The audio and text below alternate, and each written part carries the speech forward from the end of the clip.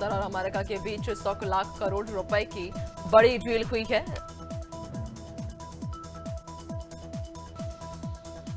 जिसमें Qatar 210 made in America विमान खरीदेगा। दोहा में अमेरिकी राष्ट्रपति डोनाल्ड ट्रंप और कतर ने अमीर शेख तामिन बिन अहमद अल थानी के बीच समझौता हुआ। बलूच नेता अमीर यार बलूच ने पाकिस्तान से बलूचिस्तान की आजादी का ऐलान किया। उन्होंने कहा कि दशकों से बलूच समुदाय को मानवाधिकार हनन, किडनैपिंग और हिंसा का सामना करना पड़ा। अपने एक्स पोस्ट में उन्होंने बलूचों के राष्ट्रीय फैसले का जिक्र किया और भारत समेत अंतर्राष्ट्रीय समुदाय से समर्थन मांगा। यूक्रेन के राष्ट्रपति व्लोदिमीर ज़ेलेंस्की आज तुर्की के इस्तांबुल में रूस के साथ सीजफायर पर बातचीत के लिए पहुंचेंगे। उन्होंने कहा कि यूक्रेन हर फॉर्मेट में चर्चा को तैयार, लेकिन अगला कदम इस पर निर्भर करेगा कि रूस कौन प्रतिनिधि भेजता है। राष्ट्रपति पुतिन ने खुद आने से इनकार कर दिया है और रूस ने अब तक चीन ने अरुणाचल प्रदेश की 27 जगहों के नाम बदलकर फिर से प्रोपेगेंडा वॉर छेड़ दिया। नई लिस्ट में 15 पहाड़, 5 कस्बे, 4 दर्रे, 2 नदियां और 1 झील शामिल। ये लिस्ट चीन की सरकारी वेबसाइट ग्लोबल टाइम्स पर जारी की गई। बीते 8 सालों में चीन अब तक कुल 92 जगहों के नाम बदल चुका है।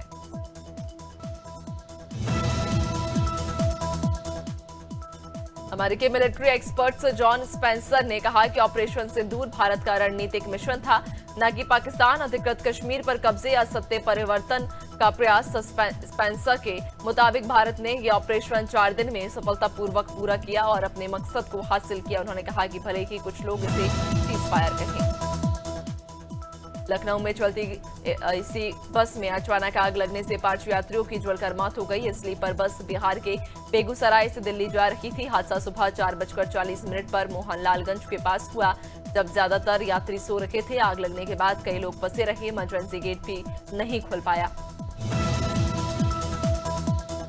इंडियन एस्ट्रोनॉट शुभांशु शुक्ला अब 8 जून को एक्सियोम मिशन 4 के तहत इंटरनेशनल स्पेस स्टेशन जाएंगे। पहले यह मिशन 29 मई को होना था, लेकिन नासा ने फ्लाइंग शेड्यूल की समीक्षा के बाद तारीख आगे बढ़ा दी थी। ये लॉन्च फ्लोरिडा के कैनेडी स्पेस। कांग्रेस कार्य समिति की बैठक में शशि थरूर के ऑपरेशन सिंदूर पर दिए गए बयान पर नाराजगी जताई गई है। पार्टी ने कहा कि इस समय निजी राय नहीं बल्कि आधिकारिक रुख जाहिर करने का है। साथ ही केंद्र सरकार पर ऑपरेशन सिंदूर का राजनीतिकरण करने का आरोप लगाया। पार्टी सूत्रों ने कहा कि थरूर ने सीमाएं लांघी हैं, जबकि वे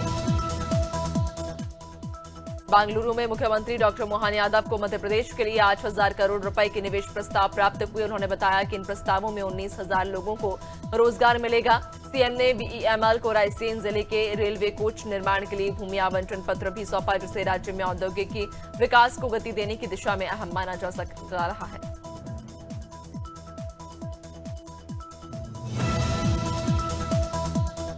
यूपी में मंत्री और अफसरों के बीच टकराव फिर बढ़ गया है। मंत्री अपने पसंदीदा अफसरों की तैनाती चाहते हैं, जबकि अधिकारी इसे रोक रहे हैं। पर्यटन मंत्री जयवीर सिंह और प्रमुख सचिव मुकेश मेश्राम के बीच तनातनी ताजा मामला। साथ ही औद्योगिक विकास मंत्री नंदगोपाल गुप्ता नंदी और मुख्य सचिव मनोज सिंह के बीच भी विवाद जारी।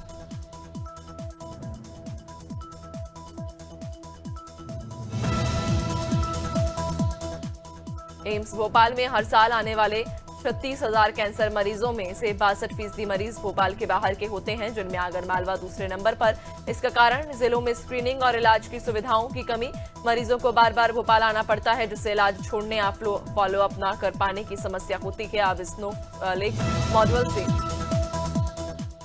इंदौर मेट्रो को 20 मई को पीएम मोदी हरी झंडी दिखाएंगे वर्चुअली माध्यम से। और एमपी मेट्रो रेल कॉर्पोरेशन ने प्रायोरिटी कॉरिडोर पर ट्रायल रन की तैयारियां तेज कर दी हैं। कमर्शियल सेवा शुरू होने से पहले यात्रियों को फ्री राइड की सुविधा दी जाएगी और मेट्रो हर 30 मिनट में चलेगी। हालांकि अभी तक सरकार या मेट्रो प्रशासन की ओर से आधिकारिक पुष्टि नहीं हुई। भोपाल में आज शाम रोशनपुरा चौराहे से शास्त्री प्रतिमा चौराहे तक तिरंगा यात्रा निकाली जाएगी, जिसमें मुख्यमंत्री समेत हजारों लोग शामिल होंगे। यात्रा के कारण शाम 4 बजे से कई मार्गों पर ट्रैफिक डायवर्ट रहेगा। रोशनपुरा और न्यू मार्केट की ओर जाने वालों को वैकल्पिक मार्ग अपनाने की सलाह दी गई।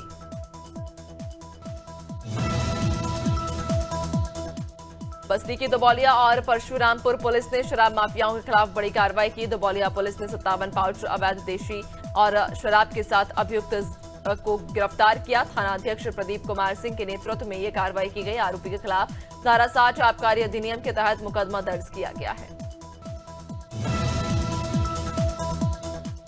दुर्ग के मोहन नगर थाने में 3 मई को व्यापारी विनीत जसवानी ने 5.40 लाख रुपए से भरे बैग के गुम होने की रिपोर्ट दर्ज कराई थी। जांच में सीसीटीवी फुटेज में दिखा कि एक ई रिक्शा चालक बैग उठाकर ले गया। इसके बाद पुलिस ने मेहनत से उसकी तलाश की और आखिरकार रिक्शा चालक से सुरक्षित बैग बरामद कर लिया।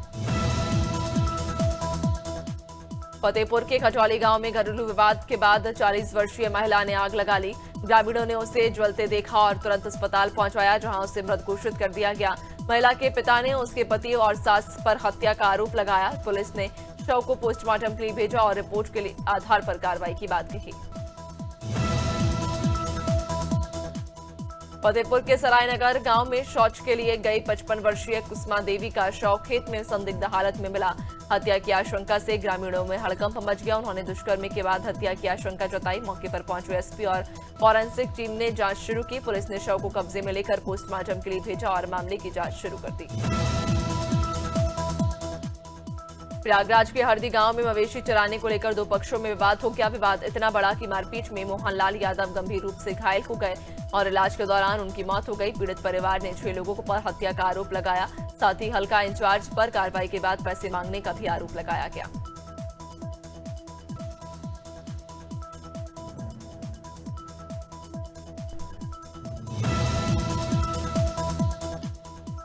टीकमगढ़ जिला न्यायालय में दहेज प्रताड़ना केस की सुनवाई के दौरान 2 पक्षों में जमकर मारपीट हो गई। महिलाओं ने एक दूसरे को चप्पलों से पीटा और बाल पकड़कर घसीटा। यह सब कोर्ट परिसर में हुआ, जिसका वीडियो भी सामने आया।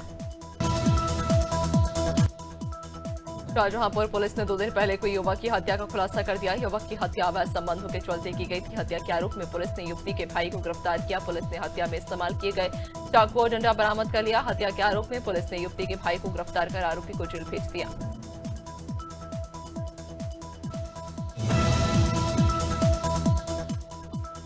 छतरपुर जिले के बमहोरी गांव में आपसी विवाद के दौरान एक भाई ने अपने चचेरे भाई को गोली मार दी। परिजन घायल को महोबा ले जा रहे थे, लेकिन रास्ते में उसकी मौत हो गई। सूचना पर पहुंची पुलिस ने हत्या में प्रयुक्त पिस्टल जब्त कर ली।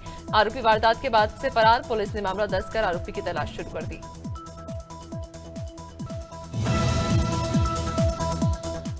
गाजीपुर के करंजा थाना क्षेत्र में तेज रफ्तार ट्रक ने बाइक सवार 2 युवकों को टक्कर मार दी। हादसे में एक युवक की मौके पर मौत हो गई, जबकि दूसरा गंभीर रूप से घायल हो गया। घायलों को जिला अस्पताल में भर्ती कराया गया, जहां उसकी हालत नाजुक बताई जा रही। घटना के बाद गांव में मातम पसर गया और आक्रोशित ग्रामीणों ने सड़क जाम कर दिया।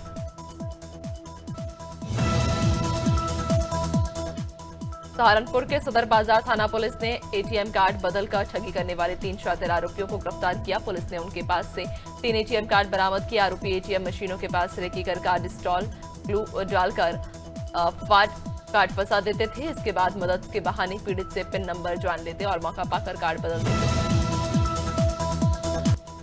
नीमच में जलगंगा संवर्धन अभियान के तहत जन सहयोग से तालाबों का गहरीकरण और सफाई का कार्य शुरू हुआ। खेतों में उपजाऊ मिट्टी पहुंचवाई जा रही। मनासा, जावद और नीमच जनपद के कई गांव में ग्रामीणों ने श्रमदान से अभियान को गति दी। जल संरक्षण की यह मुहिम लगातार जारी रहेगी।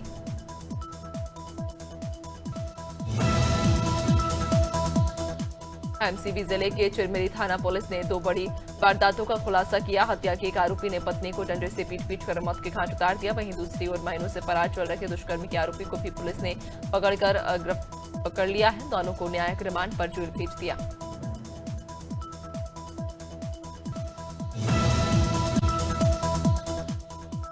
उत्तर प्रदेश के अमरोहा जनपद में सीएमओ डॉक्टर सत्यपाल सिंह ने गजरौला स्थित आस्था हॉस्पिटल को सील कर दिया। ये कदम अस्पताल में मिल रही गंभीर शिकायतों और मेडिकल मानकों की अनदेखी के चलते उठाया गया। सीएमओ ने स्पष्ट किया कि जनपद में बिना रजिस्ट्रेशन और निर्धारित मानकों के कोई अस्पताल, पैथोलॉजी या अल्ट्रासाउंड सेंटर संचालित नहीं हो सकता। अमरोहा में भाजपा नेता पिंटू भाटी ने स्वास्थ्य विभाग पर गंभीर आरोप लगाया। उन्होंने जिले के अस्पतालों, अल्ट्रासाउंड सेंटर्स, पैथोलॉजी लैब और झूला छाप डॉक्टरों से करोड़ों रुपए की अवैध वसूली का मामला उठाया। बता दें, विवाद 3 मई को शुरू हुआ। हसनपुर में मुख्य चिकित्सा अधिकारी डॉक्टर सत्यपाल सिंह ने पिंटू भाटी का अल्ट्रासाउंड सेंटर सील कर दिया। देवास में खुद को मंत्री का रिश्तेदार बताकर सर्किट हाउस में रुकने की कोशिश कर रहे 3 युवकों को पुलिस ने गिरफ्तार किया है। तीनों ने दावा किया कि वे मध्य प्रदेश के स्वास्थ्य राज्य मंत्री नरेंद्र शिवाजी पटेल के करीबी हैं और उन्हें रोकने का हक किसी को नहीं। यहां तक कि उन्होंने कर्मचारियों को धमकाते हुए कहा कि जो मना करेगा उसे देख लेंगे। राजनांदगांव के ग्राम घोटिया में वेब सीरीज ग्राम चिकित्सालय की शूटिंग की गई, जो अब ओटीटी प्लेटफॉर्म पर धूम मचवा रही। लगभग 27 दिनों तक मुंबई से आए मेकर्स और कलाकारों ने गांव के अलग अलग हिस्सों में शूटिंग की, जिसमें ग्रामीण परिवेश, स्वास्थ्य सेवाएं और प्राकृतिक सौंदर्य को दिखाया गया।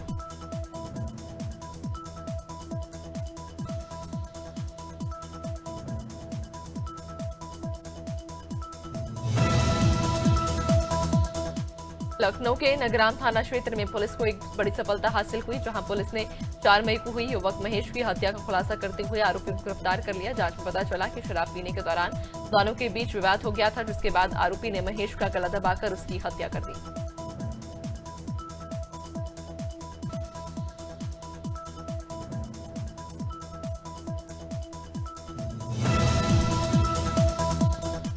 भारतीय क्रिकेटर विराट कोहली के टेस्ट क्रिकेट से संन्यास लेने पर पूर्व क्रिकेटर मोहम्मद कैफ ने कहा कि मुझे लगता है वह इस फॉर्मेट में खेलना जारी रखना चाहते थे।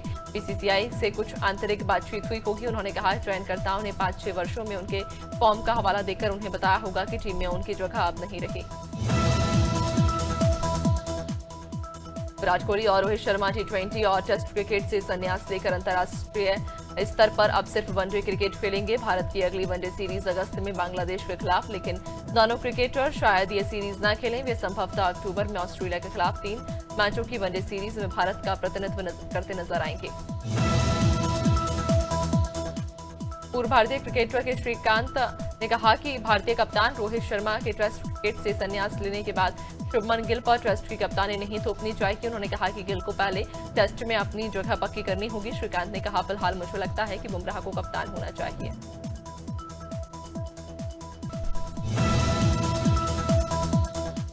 जयपुर के सवाई मानसिंह स्टेडियम को पिछले 7 दिन में चौथी बार बम से उड़ाने की धमकी मिली। रिपोर्ट्स के मुताबिक राजस्थान खेल परिषद की आधिकारिक ईमेल पर ऑपरेशन भाकर दिविज के नाम से मेल भेजा गया। इसमें स्टेडियम और अड्डों को उड़ाने की धमकी दी गई।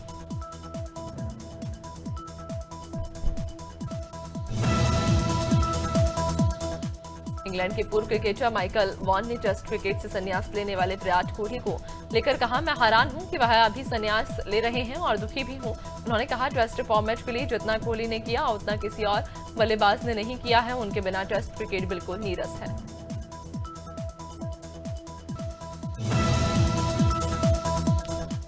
शेयर बाजार में गुरुवार को गिरावट जारी। सेंसेक्स 500 अंक गिरकर 80,800 पर खुला, जबकि निफ्टी 150 अंक लुढ़ककर 24,550 के करीब खुला। सेंसेक्स के 30 में से 25 शेयर नीचे। आईटी, फार्मा, बैंकिंग और रियलिटी सेक्टर के शेयर सबसे ज्यादा फिसले। इंडेक्स बैंक, पावर ग्रिड और M&M के शेयर भी नीचे आए। भारतीय टूरिस्ट अब तुर्की और अजरबैजान का बहिष्कार कर रहे। मेक माई ट्रिप के अनुसार पिछले 1 हफ्ते में इन दोनों देशों की बुकिंग कैंसिलेशन में 250% की बढ़ोतरी दर्ज की गई है। तुर्की के लिए 22% और अजरबैजान के लिए 30% अधिक रद्दीकरण हुए।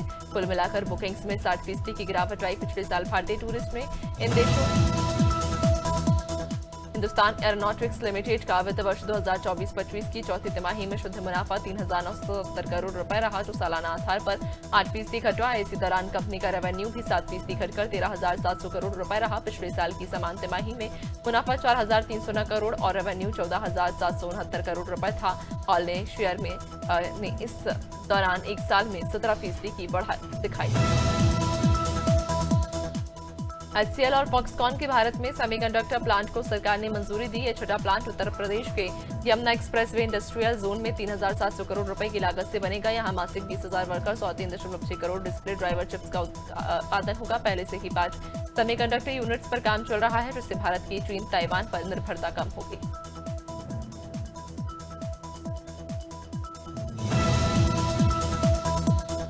सोने चांदी की कीमतों में गिरावट आई। 14 मई को 10 ग्राम 24 कैरेट सोने का दाम 485 घटकर 93,859 हो गया। इससे पहले 94,344 था। चांदी की कीमत भी 1 किलो के हिसाब से 420 गिरकर 96,400 रह गई। 21 अप्रैल को सोना 99,000 और 28 मार्च को चांदी 1 लाख के ऑल टाइम हाई पर थी।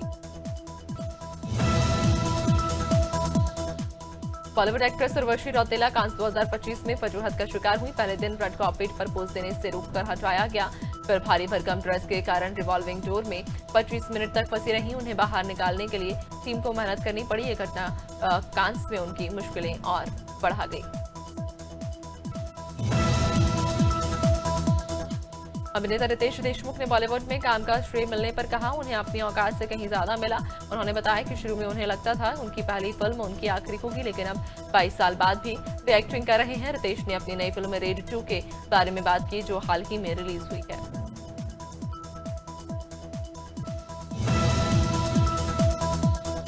अजय देवगन ने ऑपरेशन सिंदूर पर कहा कि कोई भी युद्ध नहीं चाहता, लेकिन जब कोई विकल्प नहीं बचता तो ये जरूरी हो जाता है। उन्होंने सुरक्षा बलों, प्रधानमंत्री और सरकार की सराहना करते हुए कहा उन्होंने अच्छा काम किया। इस ऑपरेशन में भारतीय सेना ने 100 से अधिक आतंकियों को मार गिराया था, जो सुरक्षा में एक बड़ी सफलता मानी जा रही है। प्रधानमंत्री नरेंद्र मोदी और अभिनेता आमिर खान की हाल ही में एक न्यूज चैनल के कॉन्क्लेव में मुलाकात हुई। मोदी ने आमिर से उनकी मां के हालचाल के बारे में पूछा और पिछली बातचीत का भी जिक्र किया। आमिर ने बताया कि उनकी मां अब पूरी तरह स्वस्थ है। इस मुलाकात के दौरान पीएम मोदी के गर्मजोशी भरे अंदाज की सभी ने प्रशंसा की। Urfi Javed Cannes film festival में डेब्यू करने वाली थी, लेकिन वीजा रिजेक्ट होने से वे नहीं जा सकी। उन्होंने बताया कि लंबे समय से सोशल मीडिया और कैमरों से दूरी थी।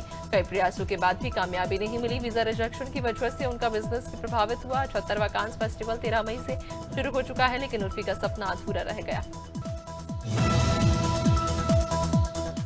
राजस्थान में 2 दिन बाद फिर आंधी बारिश का अलर्ट। जयपुर, भरतपुर और उदयपुर संभाग के 12 जिलों में 17 मई को तेज आंधी बारिश हो सकती है। मौसम विज्ञान केंद्र ने 15 से 17 मई तक श्रीगंगानगर और बीकानेर में लू चलने की भी चेतावनी दी। पाकिस्तान बॉर्डर के पास बीकानेर गंगानगर में तेज धूल भरी आंधी आई। मध्य प्रदेश में 18 मई तक आंधी बारिश का अलर्ट जारी। इंदौर, उज्जैन समेत 27 जिलों में तेज आंधी और बारिश हो सकती है। मौसम विभाग ने बताया 20 मई के बाद गर्मी बढ़ेगी, लेकिन मई के आखिरी सप्ताह में मौसम फिर से बदल सकता है। इस दौरान प्रदेश में मौसम काफी बदलने की संभावना बनी रहेगी।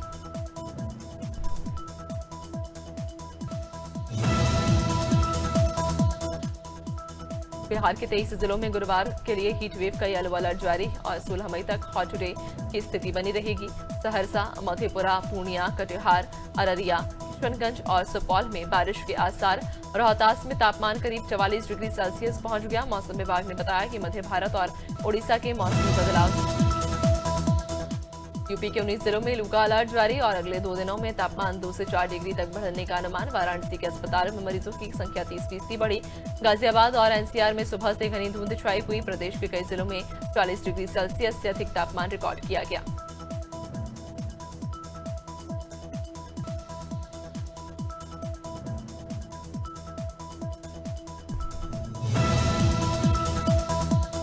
हरियाणा में मौसम शुष्क रहेगा और धूप खिली रहेगी। भिवानी और नूह सबसे गर्म इलाका, जहां तापमान 42.3 डिग्री सेल्सियस तक पहुंचा। अगले 3 दिन यानी 16 से 18 मई तक प्रदेश में बादल छाए रहेंगे, हवाएं चलेंगी और गरज चमक के साथ बारिश की संभावना।